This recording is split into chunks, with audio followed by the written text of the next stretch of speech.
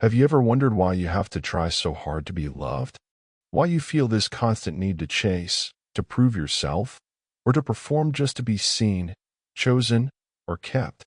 In a society that worships competition and action, where success is relentlessly tied to speed and immediate results, it's no surprise that so many women have learned to navigate the world through masculine energy.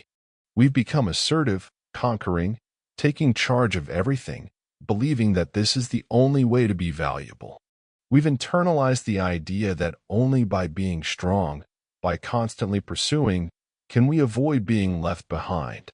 But the more we chase, the more exhausted we become. The more we try to hold on, the more we feel like we're losing the very essence of who we are. According to the brilliant psychologist Carl Jung, the journey back to your authentic self doesn't require you to become some perfect version that society demands. It's not about adding more or becoming tougher. Instead, it's about awakening the archetypal feminine energy that already exists deep within you. An energy that is soft and profound, yet possesses an irresistibly captivating power. So what has caused so many of us to lose connection with this sacred inner force? And more importantly, how can we rekindle that light, that feminine energy, in a world that is constantly pushing us to become someone else? Today, we're going to explore the invisible layers of feminine energy, the kind of energy that can make a man feel drawn to you as if pulled by a primal gravitational force. Some of these layers might surprise you, because the truth is, they've always been a part of you. You just haven't had the words to name them yet. And you'll want to stay with me until the very end, because I'm going to reveal some powerful practices that will help you reconnect with your inner femininity in the most profound way. First, let's decode what feminine energy truly is. It's not a lifestyle. It's not about how you dress. It's not the socially defined idea of gentle femininity, and it certainly isn't about being soft or weak in your relationships. For Carl Jung, feminine energy, or what he more precisely called the anima, is a core part of the soul. It exists within every single person, man or woman, as a profound and vibrant archetypal symbol. This isn't just a gendered trait, it's a whole dimension of consciousness. It's connected to the unconscious mind, to our emotions, our intuition, our creativity, and the raw power of creation itself. Jung believed that every person possesses two fundamental energies. There's the animus, which is the masculine principle, rational, logical, orderly, and action-oriented. And then there's the anima, the feminine principle, emotional, sometimes chaotic, receptive, and focused on connection. For a woman, the anima isn't just one part of her, it is the path home. It's the core essence that, if lost, leaves us feeling adrift in a noisy world, completely devoid of true, meaningful connection. Just take a moment and look back at yourself. How many times have you tried to prove your value by controlling your emotions, by suppressing your tears, or by rejecting your own sensitivity because you were afraid of being seen as weak? How many times have you forced yourself to be cold and rational, to detach from your feelings, just to avoid getting hurt? And after all of that effort, how did you feel? Empty. Not because you did something wrong, but because you were living in a way that was completely out of alignment with your core energy. The feminine energy that Jung described doesn't need to be loud or ostentatious. It exists more like an invisible magnetic field. It's an energy that makes other people feel safe, seen, and authentic in your presence. A woman who is deeply connected to her anima doesn't need to chase anyone or anything.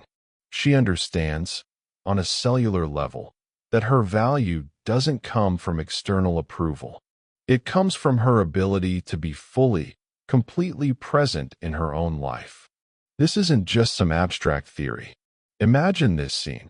You walk into a glamorous party. The room is filled with beautiful, radiant women, all laughing loudly. One woman is passionately telling a story about her recent career success. Another is flitting around the room, making sure to engage everyone in conversation. And then, in a quiet corner, there's a woman who isn't really doing anything special. She's just sitting there, calmly observing the room. Yet, you find your gaze being pulled towards her.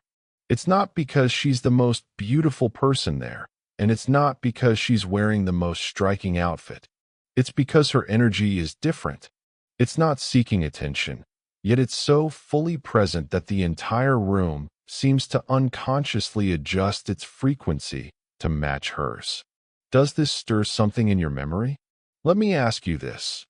Who were you before you got caught up in society's relentless race to be prettier, smarter, and more interesting? Take a moment to share with us in the comments a time when you felt radiantly, unapologetically yourself. This is a chance for you, and for other women reading, to begin receiving the light of that awakening once more. Jung described this powerful energy as a connection to the depths of both our personal and the collective unconscious. In that deep, internal place, a woman is no longer just a role or a persona. She doesn't need to pretend to be strong to be respected or shrink herself down to be loved.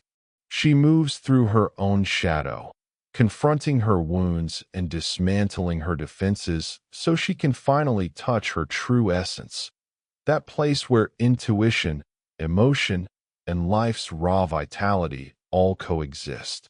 Femininity, in Jung's view, is the capacity to contain.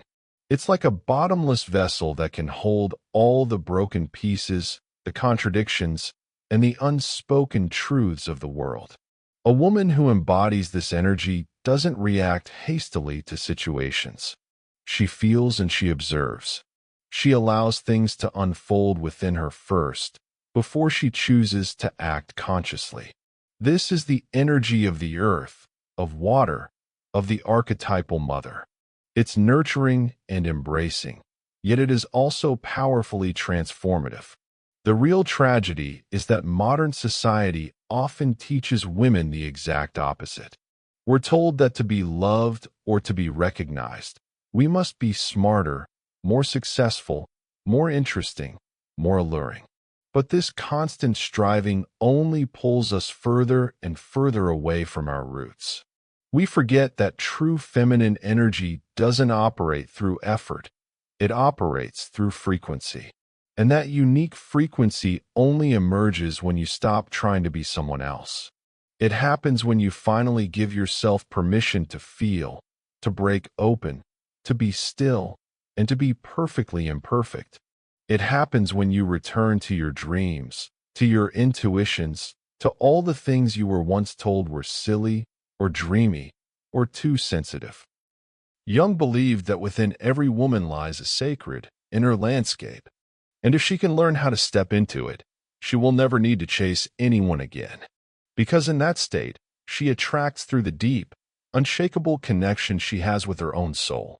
Look at Jung's feminine archetypes: the goddess, the mother, the sorceress, the lover.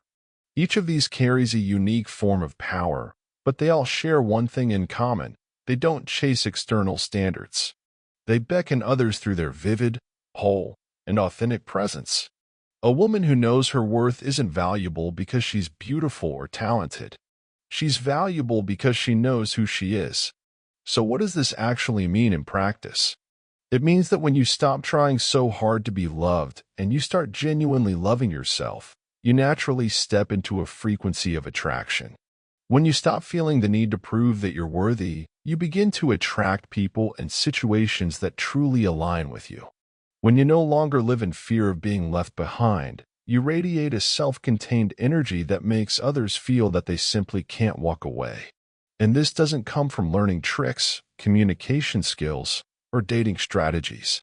It comes from touching that sacred femininity that lies within you. Jung isn't calling you to become some perfect, flawless goddess. Feminine energy doesn't compete for a place at the table. It doesn't need to convince anyone to stay. It doesn't strain or struggle to exist, because it knows, with a deep certainty, that everything that is right for it will be drawn to it. Not because it chases, but because it is inherently worthy. The profound beauty of these feminine archetypes lies in their wholeness. But before a woman can truly embody the goddess or the primal lover, she must first confront the invisible system that has programmed her to live in a way that goes against her very nature. And that's when we come face to face with an uncomfortable truth. For centuries, women have had to trade their truth for their survival. And the modern trap, the one that seemingly empowers women to reclaim their power, is, in fact, one of the most insidious forces constricting their feminine energy. No one ever teaches women that to be loved, they might need to let go. That there's no need to fight, no need to strain, no need to constantly prove their worth. Instead, from a very young age, most of us are programmed with the exact opposite message. As we grow up, we step into a world that has been historically dominated by men, a world where traditional society has often undervalued women and rarely granted them positions of significant power. And so, we step into life with a defensive mindset, armed with the belief that to survive in this tempting, competitive world, we must become warriors. Women are forced to attune themselves to a frequency of rationality, action, and control. We learn that we don't need anyone. We learn how to make decisions, how to fight, how to measure our progress, and how to meet our KPIs. And in doing so, we slowly begin to don armor, to wear masks, to silence the quiet voice of our intuition, and to adopt a perfect persona, rational, proactive, agile, and intelligent. Little by little, we drift further and further away from our primal, feminine landscape without even realizing what we've lost. This is where the trap begins to tighten. Carl Jung described the delicate balance between the anima, the feminine, and the animus, the masculine, as absolutely essential for an individual to become whole. But when masculine energy is constantly overused and feminine energy is suppressed or rejected, this imbalance creates a false self. You can continue living, you can achieve incredible success, but you feel increasingly disconnected from the real you. You begin to live within a shell that Jung called the persona, the social mask you believe is necessary to be loved and accepted. But behind that carefully constructed mask, your feminine essence is being suppressed, silenced, and forgotten. And this is far from harmless. Just look around you. There are countless intelligent, successful, and independent women who are utterly depleted, exhausted, and completely lost when it comes to their emotional lives. They know how to make money, how to lead a team, and how to handle any crisis at work.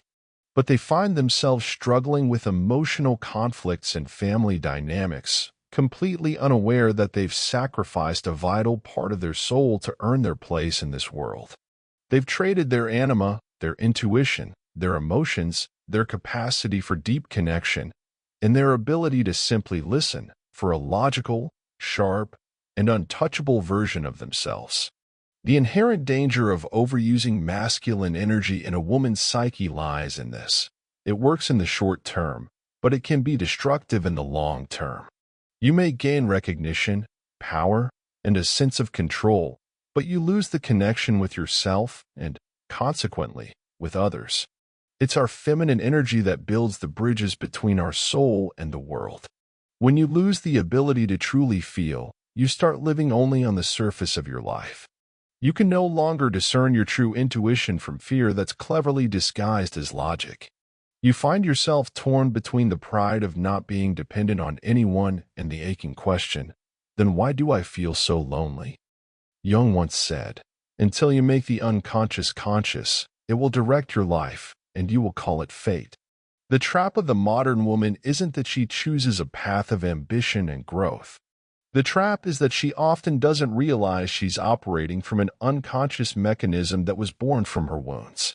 Many women learn to push relentlessly forward because, at some point in their lives, they were hurt, abandoned, or left unprotected. They believe they are taking charge of their lives, but in reality, they are merely defending themselves from past pain. The shadow within them, Jung's term for the unacknowledged parts of our psyche, has never been faced. It's only been suppressed by a mountain of achievements and a relentless drive for productivity. And here is the ultimate tragedy. The world will keep praising you when you overuse your masculine energy. You'll be called a strong woman, an inspiration.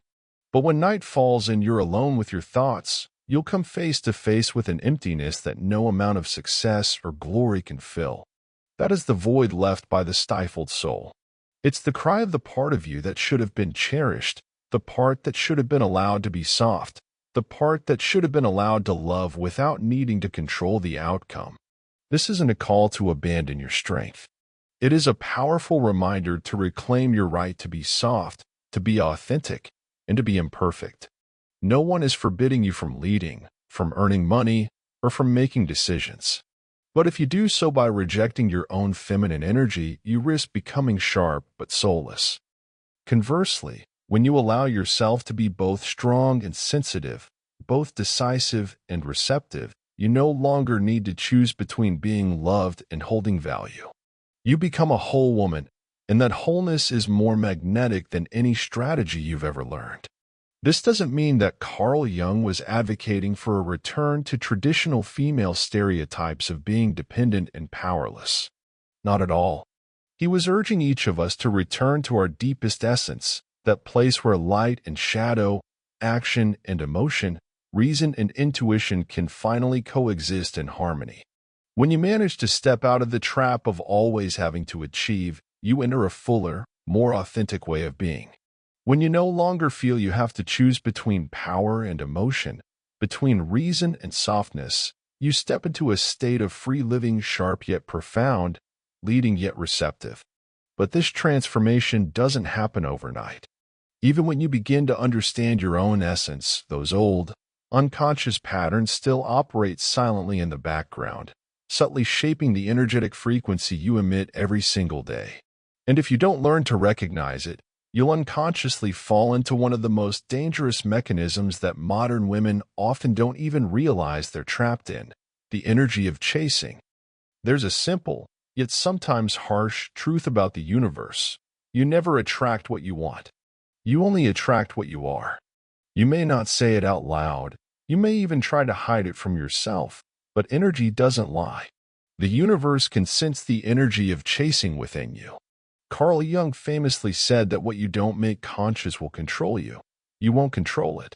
While women are often encouraged to make lists of things to do to improve themselves, to envision the perfect love, or to set ambitious goals for a successful career, they are rarely taught the most crucial lesson of all, your inner energy. Regardless of what you say you want, is the true vibration that the universe responds to. If you are operating from an energy of chasing, what you'll continue to attract is lack, delay, rejection, or relationships that never, ever make you feel safe. I recall a woman who shared in a coaching session that she often falls into a state of extreme anxiety and hypervigilance whenever she starts dating someone new. Even when her partner texts consistently and shows appropriate care and attention, she lives in this constant, gnawing fear that one day he'll just disappear. Every time I see that he's read my message but hasn't replied right away, she recounted, my mind starts imagining every worst-case scenario. I begin sending more texts, trying to act casual and cool, but inside, I'm completely panicking. And almost every single time this happens, she and her partner end up in a heated argument. He feels that she doesn't trust him or understand him, while she feels that he isn't giving her the attention and reassurance she craves. Chasing, in energetic terms, isn't just about your actions. It's an inner state of anxiety that constantly whispers to you, I'm not enough, or if I don't do something right now, I'll be left behind.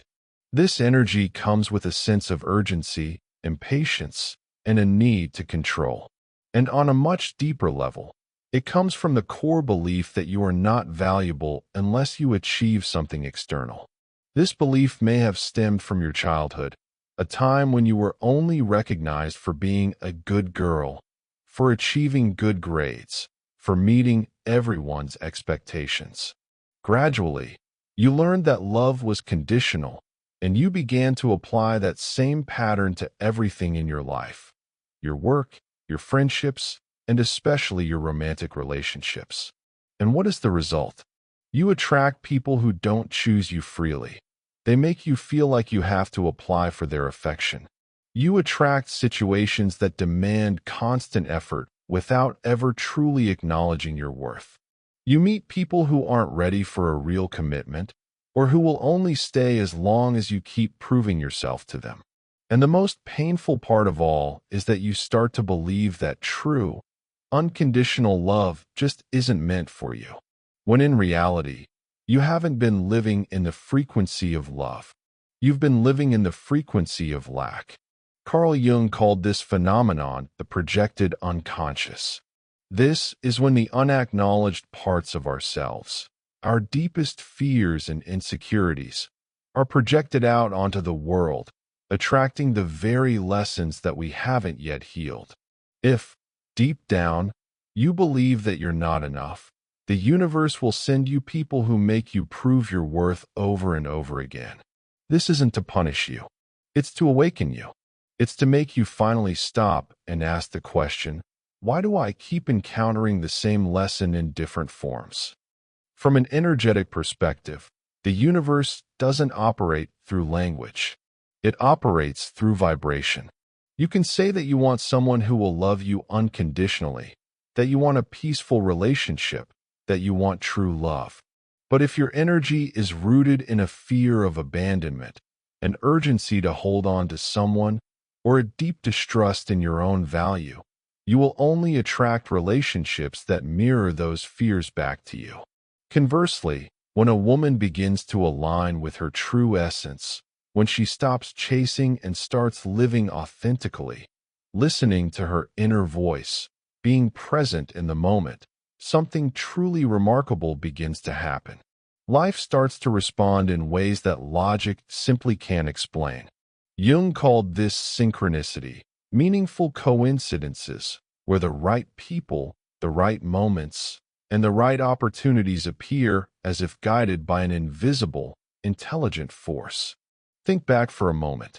Have you ever finally let go of a toxic relationship, refused to compromise your well-being any longer, and then, almost out of nowhere, something beautiful and unexpected came your way? Or perhaps there was a time when you weren't actively searching for anything. You were just living your life, being true to yourself, and suddenly, something you had once only dreamed of found you. That isn't just luck. That is synchronicity. And its one prerequisite is this: your inner frequency has shifted. If you've ever experienced a moment like that, a surprising but perfectly timed event that completely changed your perspective, I invite you to share a small story in the comments. We would all love to hear it. However, it's crucial to understand that not chasing doesn't mean just sitting still and waiting. This is one of the most dangerous misunderstandings about feminine energy, the idea that if you just stay still and love yourself, the universe will automatically reward you. No, the universe isn't a genie in a bottle. It doesn't respond to wishes. It responds to your authentic frequency. This means you don't need to chase, but you must become. If you want to attract a genuine, peaceful, and respectful relationship, you must first become a woman who lives in her truth and respects herself unconditionally. If you dream of a free, creative, and inspiring career, you must practice the discipline, persistence, and self-expansion required to match the vision you hold for yourself. Not chasing is not the same as passivity. It means you are actively upgrading yourself from within, rather than trying to manipulate external circumstances to fill an inner void. Feminine energy isn't laziness disguised as self-love. It's about accepting yourself enough to stop manipulating, yet committing to yourself enough to grow. When you finally stop acting out of a fear of loss and start acting for the growth of your soul, the universe will bring you things you won't be able to resist. The right person, the right moment, the right circumstances will appear because you have finally become the version of yourself who is capable of holding them. When you begin to live and act from that deep inner layer of energy, not out of lack, but from a place of soul growth, you start attracting what is right for you through your authentic frequency. And this raises a profound question. What is the true secret behind the natural allure of a woman who is deeply connected to her essence? The answer lies in the deepest part of her being, where feminine energy is no longer just a concept but a vibrant, living force field of presence.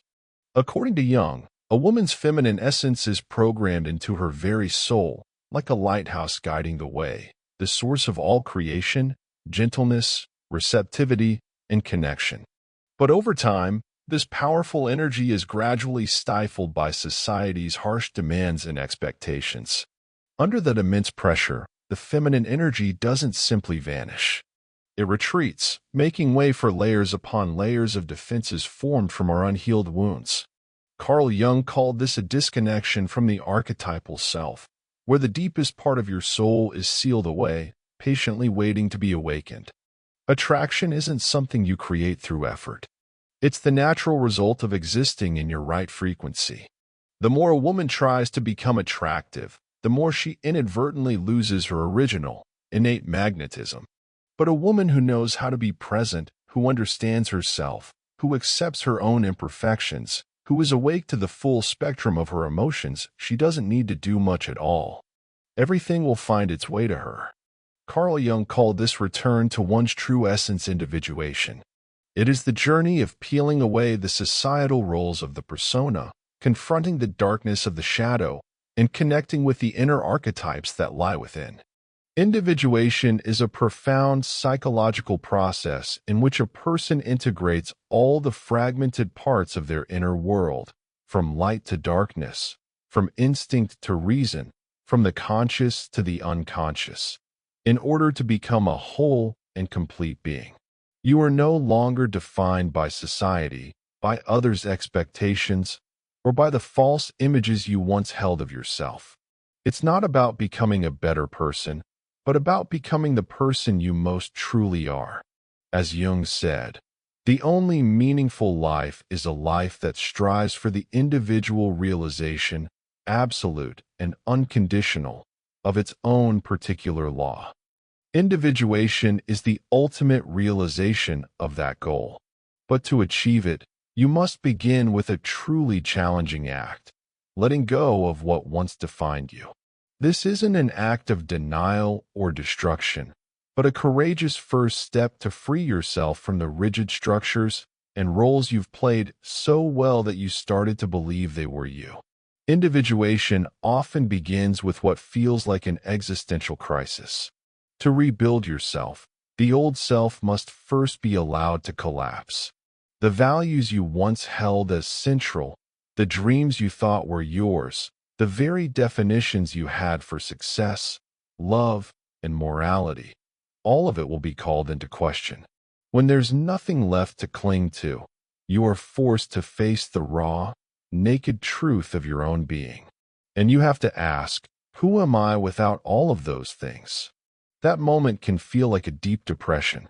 It's not just sadness, it's a profound disorientation, a state of not knowing who you are, what you're living for, or whether you have anything left to believe in. But it is in that darkness, what Jung called the night sea journey, that your soul begins to truly stir. In the very place where all the old structures crumble, the seed of your true self begins to sprout. For women, this process is a quiet but immensely powerful inner revolution. Society is so accustomed to the ideal woman, the perfect persona, that when a woman begins to individuate, she breaks that mold to step into her own truth. Sometimes that truth is radiant, and sometimes it's chaotic, but it is in that authenticity that she finally finds her freedom. Individuation isn't about finding your best self. It's about shedding what isn't you. It's the slow realization that the expectations you've been living by may not be your own. The values you fiercely defend may not actually make you happy. The things you thought you needed, a certain kind of love, a specific career, a perfect appearance, may not reflect the true desires of your soul. A woman's individuation begins the moment she dares to face what she's been hiding from. The fear of abandonment that makes her try to control her relationships. The suppressed anger that makes her always seem pleasant and agreeable. The envy she denies that leads her to judge other women. The secret dreams she once mocked as silly that are, in fact, the very voice of her soul. In this process, a woman confronts her shadow, the parts she dares not acknowledge, and learns to embrace them as essential to her being. Jung believed that wholeness is not achieved by cutting off a portion of one's being, but by the integration of the contraries. She no longer feels the need to be good all the time, to always do the right thing, or to be liked by everyone. She begins to live as someone who is truly listening to herself, sometimes fierce, sometimes contradictory, but always, always authentic. Individuation is not an easy path. It demands that you shed all pretense and step into a truth that isn't always comfortable.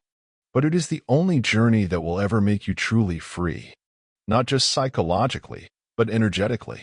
When you no longer need to maintain an image, you can finally breathe.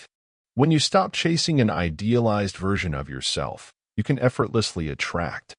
And then, you no longer need to seek love, because you have become the love of your own life. As Jung said, the privilege of a lifetime is to become who you truly are.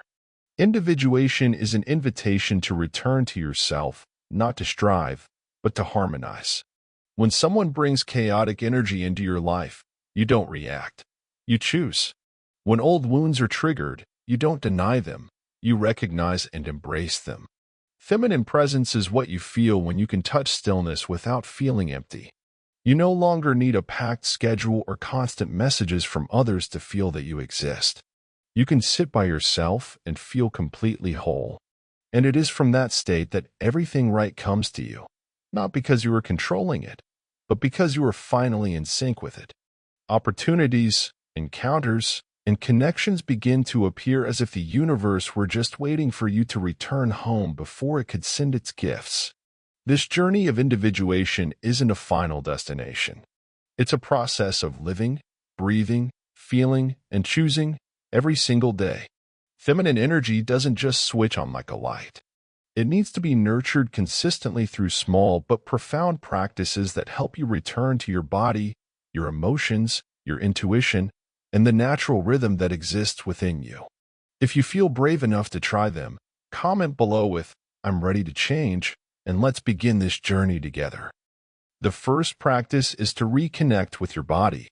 Simply breathe, move, and feel. Each day, try to spend at least 10 to 15 minutes just feeling your body. This could be a slow, mindful walk, a quiet meditation where you listen to your own heartbeat, or simply placing your hands on your chest and breathing deeply. You can also try dancing freely to express your emotions. Put on a song you love and just let your body move however it wants to move, without any judgment. This awakens the energy of water, the most feminine vibration within you. When you reconnect with your body, you'll start to notice your stillness deepening, your intuition speaking more clearly, and you'll no longer feel like you're being pushed along by life. You'll return to that inner space where all the true answers await. Next, begin to journal your emotions without judgment or explanation. A clear sign of a woman who is overly steeped in masculine energy is a disconnection from her true feelings. She analyzes instead of feels. She rationalizes instead of listens. Emotional journaling is a powerful practice to change this pattern. This isn't about keeping a diary of events. It's about creating a safe space to ask yourself, what am I truly feeling today? Write it all down without censoring, editing, or trying to make sense of it. Include the things that seem trivial or ugly. I'm jealous of my friend. I'm hurt by my partner's silence. You don't need to find solutions. You just need to let the emotions exist on the page. Unheard emotions often turn into negative behaviors, but emotions that are written down are processed and released. This practice also helps you begin to recognize your shadow, the parts of yourself you've denied as being bad or unacceptable. Then, start doing something you've always loved, just for the love of it. Feminine energy is creative energy, not in the sense of producing something useful or valuable for the world, but in the natural, joyful urge to express yourself, to paint, to sing, to mold clay, to write poetry, to weave, to bake, for no other reason than to let your soul breathe. Choose one creative activity that you love and make it a small ritual to nurture your femininity. Maybe you paint each morning, even if it's messy, or you arrange flowers just by feeling what looks beautiful to you. You could play an instrument, write, or do anything that feels freeing, light, and alive. Most importantly, do not judge the outcome. Don't compare your creation to anyone else's. This isn't about skill. It's about the miracle of unconscious expression. Jung believed that the soul speaks in symbols, not in words. When you paint that picture or write that poem, you are having a direct conversation with your deepest self in the language of the unconscious. By letting this creative energy flow through you, you revive the long-buried feminine life force. You must also begin to focus on truly nurturing your body. Ask yourself, how much time have you spent trying to be loved by others? How much energy have you poured into trying to be someone's ideal? It's time to redirect that energy back to yourself, not through shallow indulgence, but by genuinely building your inner foundation. Care for your body, knowing it is your most sacred temple, the vessel that holds all of your emotional wounds. Start with the basics. Get enough sleep. Not just a certain number of hours, but quality sleep. Put your phone away before bed. Don't use sleep as a way to escape your life. In doing this, you're teaching your body, I'm safe. I'm allowed to rest. Next, eat slowly and savor your food. Don't rush through meals or treat eating as just another chore. Cook for yourself. Care for each dish. Give thanks for your food. And listen to what your body truly needs. A healthy diet, sufficient sleep, and daily movement don't just make you physically stronger. They reduce the unconscious stress that so often leads to dependency on others. When you are clearer in your body, you become clearer in your emotions. And crucially, schedule daily moments for what makes you feel alive. A quiet walk in the evening sun, a chapter of a book that resonates with your soul, a slow cup of tea. These aren't trivial things. They are the strongest affirmation you can make. I choose to stay with myself. I don't need to escape anymore. Another beautiful practice is to reconnect with your inner child. To unlock your most potent feminine energy, you have to return to your most innocent, wild self. The child who felt connected to herself without any shame. Recall a moment from your childhood when you felt utterly free, uninhibited, and full of joy.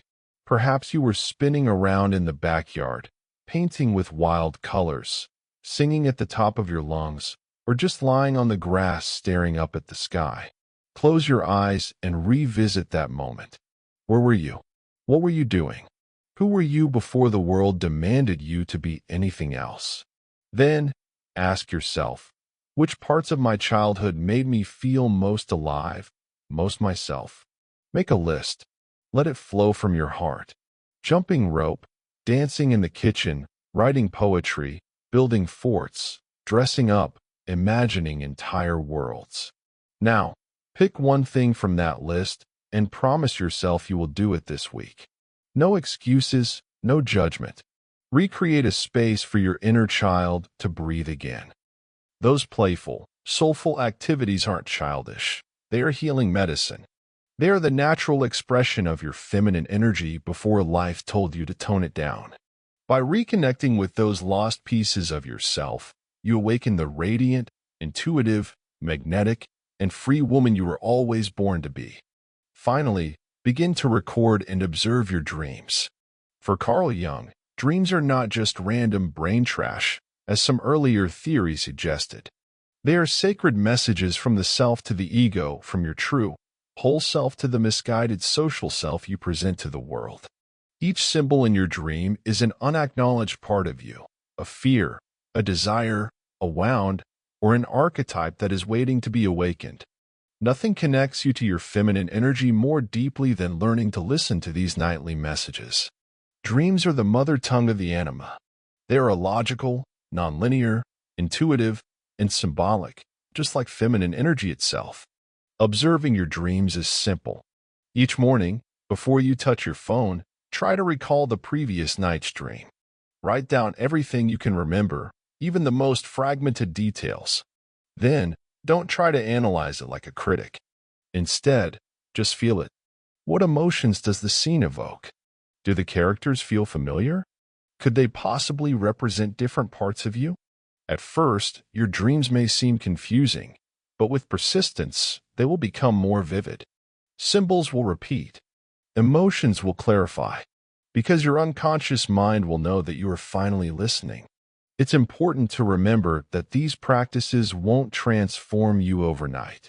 Every meaningful journey requires daily patience and effort. If you are on this path and you feel like you haven't seen results yet, please slow down and relax. The moments when you feel the most discouraged are often the moments when you are truly turning inward. From the very depths of chaos, a new form eventually emerges. Not a mold that has been crafted to please the world, but you, untamed, unadjusted. Not a more perfect version of yourself, but a truer, more vibrant one, finally free from external expectations and internal judgment. Individuation doesn't bring a loud sense of triumph. It doesn't make you shine in the way the world typically admires. Instead, it makes you quieter, sharper, more discerning, and strangely peaceful. You no longer need to be loud to be heard. You stop draining your precious energy trying to perform for others. You stop asking, "What do they think of me?" And you start asking, "Am I betraying myself, or am I being true to myself?" The world may not understand you. Your path may differ greatly from others, but that will no longer matter, because you will now know what is real and what can no longer be traded for anything. Only then do you truly grasp the meaning of sacred femininity. It is not a role, it is not a skill, but the full, powerful presence of a soul that has finally come home. Thank you for walking this journey with me today. If what I've shared resonates with you and urges you to look within, please consider subscribing to the channel and turning on your notifications. Who knows, a future video might just arrive exactly when you need it most. Thank you for listening. If you find it interesting, please like and subscribe and turn on the notification bell so you don't miss our next content. Goodbye.